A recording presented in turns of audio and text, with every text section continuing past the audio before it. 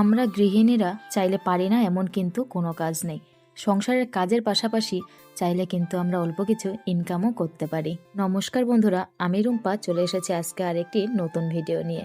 দূরে কাছে যে যেখানে আছো, আশা করি সবাই ভালো আছো, আর তোমাদের আশীর্বাদে আমিও কিন্তু ভালো আছি।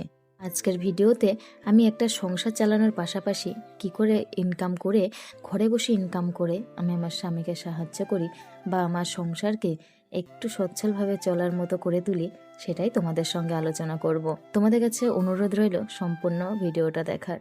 আশা করছি তাহলে তোমাদের উপকারে আসবে।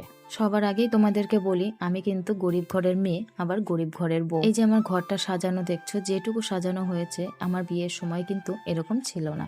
এটা কিন্তু আমরা দুজন মিলে পরে আস্তে আস্তে করে এটুকু করেছি। এখন এই যে চৈত্র মাস এসে গেছে, চৈত্র মাস প্রায় শেষের দিকে, আর এই যে একটা ঝড় ভাব এখন সারা দিন থাকে। সকাল থেকে এত সুন্দর হাওয়া দিচ্ছে, খুব ভালো লাগছে ওয়েদারটা।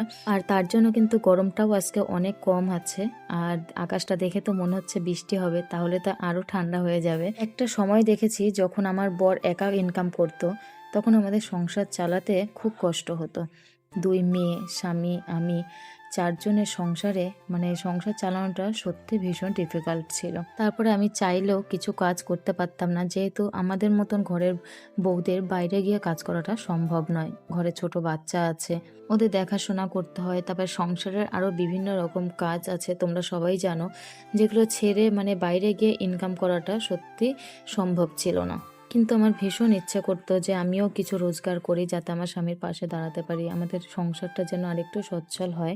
তারপরে আমি কাজের ফাঁকে ফাঁকে সংসারের কাজের ফাঁকে ফাঁকে সেলাই কাজ শুরু করি। তারপর আমি টুকটাক করে গেঞ্জি সেলাই করতে থাকি, গেঞ্জির কারখানা থেকে কাজ নিয়ে এসে সেই কাজ আমি করতে থাকি।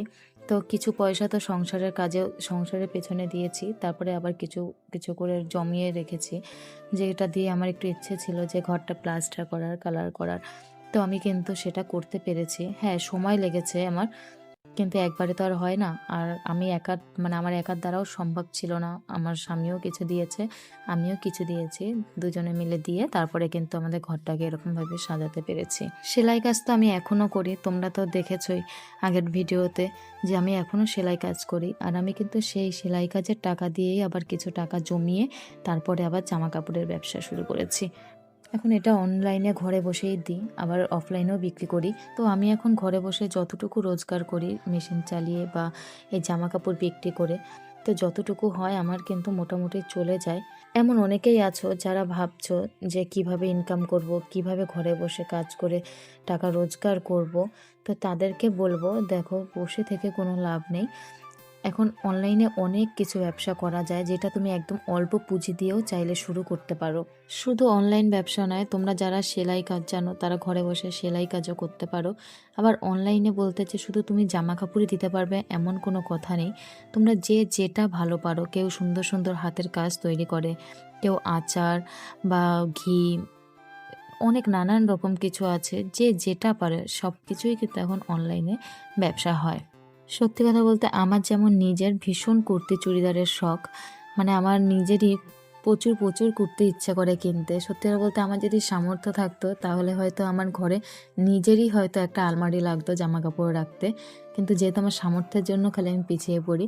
তো যাই হোক, সেটা না, কথা হচ্ছে কি এটাই, আমার যেটা শখ আমি কিন্তু সেটা দিয়েই ব্যবসা শুরু করেছি।